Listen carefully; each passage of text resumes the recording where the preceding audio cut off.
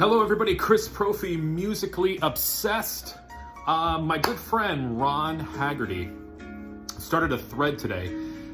He wants us to talk about our guilty pleasures when it comes to music. Well, before I even get into this, I'm wearing my Iron Maiden t-shirt because I need some street cred, because I'm going to be showing you guys some guilty pleasures today. Now, here's what I'm going to say though. I don't feel guilty about listening to any of this that I'm going to show you.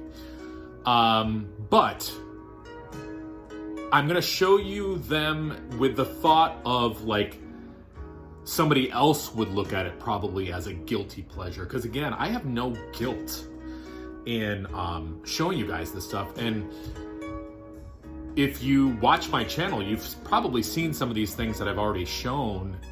And I talk about how much I love them. So not guilty at all. But, I know some people looking at this would probably think it's a guilty pleasure. And again, Iron Maiden street credit right there. I am cool. I am. All right, so here we go.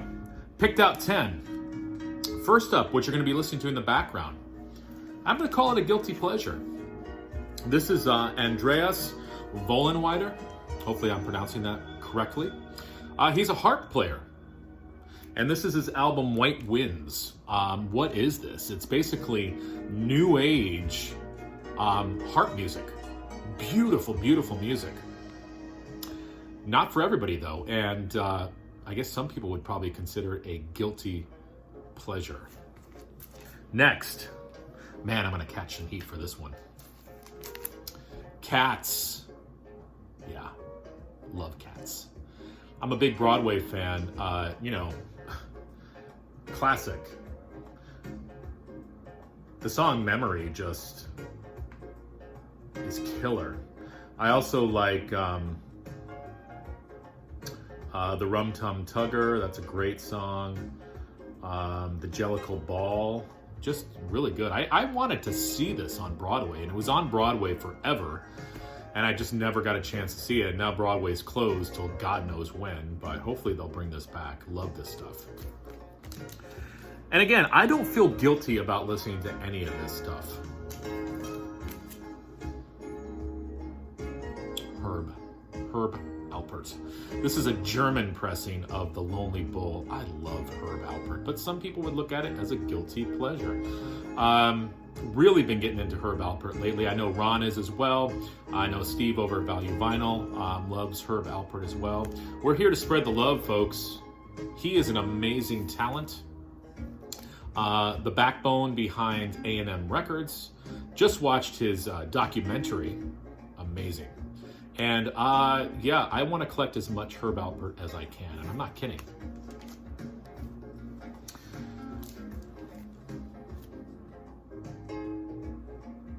Yeah, I listen to Anne Murray.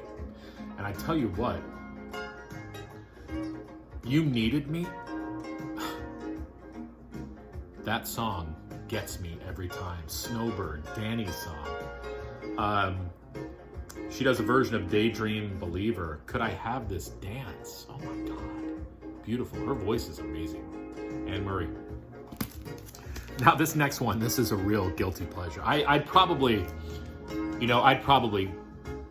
do feel a little guilty when I listen to this. I'm gonna be honest with you. Taco. This is the album After 8. Who is Taco? It's this guy, and he does like 80s versions of old songs from the 40s. So he does, the big hit on here was Putting on the Ritz, which I had the 45 of that as a kid. Love that song. This is a great album. He does Singin' in the Rain, Carmela, Cheek to Cheek, After 8, Thanks a Million, Living in My Dream World. This came out in 1982. Taco, After 8. I guess I kind of feel a little guilty listening to this record. Another guilty pleasure. Flock of Seagulls. I have their first 3 albums, all killer records. This, of course, has Iran, Space Age Love Song, Messages, Telecommunication, Standing in the Doorway, DNA, Man Made. I mean, look at those guys. I feel kind of guilty just even looking at their picture. Now, Ron knows this.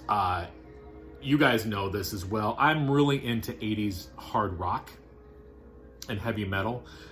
I hate to call it hair metal, but you guys know what I mean when I say hair metal. A lot of people feel guilty listening to bands like Britney Fox. I don't. This album is amazing. Girl School, Long Way to Love, Save the Week. Okay, Save the Week's kind of cheesy.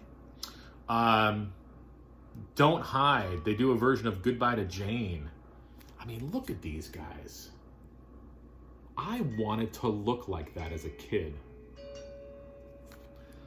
I was just too chunky, and my mom didn't let me buy fancy clothes, so I couldn't look like Britney Fox. All right, what do we got? 3 more albums here? All right, here we go. Guilty Pleasure? Christopher Cross. This is the second album that followed his massive debut, the debut that had like Ride Like the Wind on it and Sailing. This is a great record. No Time for Talk, Baby Says No, What Am I Supposed to Believe, Deal 'Em Again, Think of Laura, All Right, Talking in My Sleep, Nature of the Game, Long World, Words of Wisdom. This came out in '83. Love Christopher Cross. Yacht Rock, right? Good stuff though. People have told me that my love for Neil Diamond is a guilty pleasure. I disagree. This album is killer. Jonathan Livingston Seagull. Oh my God. Like, this will just take you on a journey. Lonely Looking Sky, Dear Father, Flight of the Gull, Skybird, Bee. I mean, Neil Diamond is in perfect voice. The arrangements are beautiful. Interesting subject matter for a record, but still amazing. Look at Neil. He's contemplating life. He's contemplating being a seagull. And the last one, I did a whole video on this woman. Sylvia. She was the Shania Twain of the early 80s. She mixed country and pop with this smooth sort of,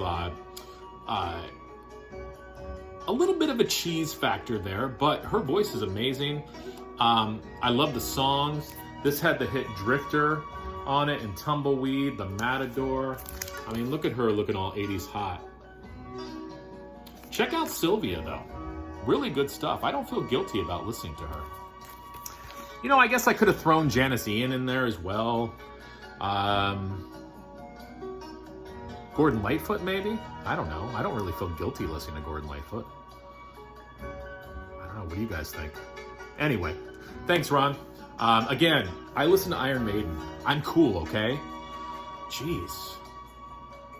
Take care, guys.